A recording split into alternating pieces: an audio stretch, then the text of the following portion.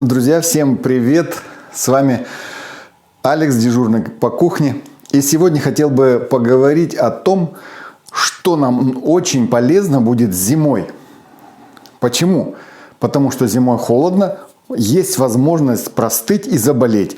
Мы сегодня сделаем замечательный эликсир от кашля, который помогает на все 100%.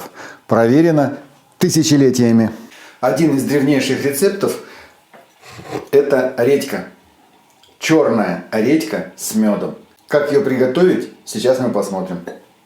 Довольно-таки просто, быстро и удобно. И надежно. А также эффективно. Основу этого рецепта составляет редька. Ну и, конечно же, мед. Настоящий натуральный мед.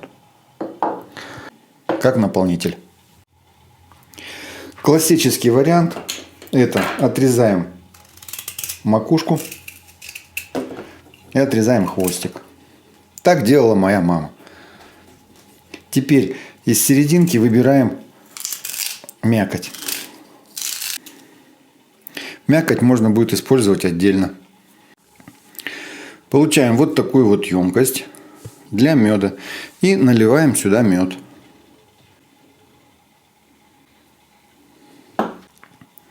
Ставим в стакан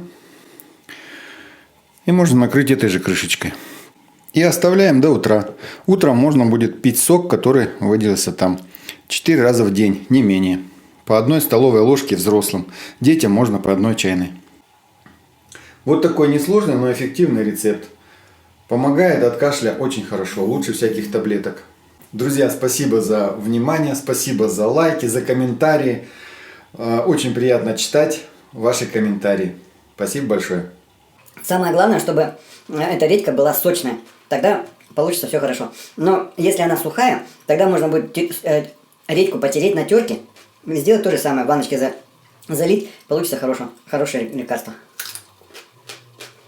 Это очень сочная редька, хорошая.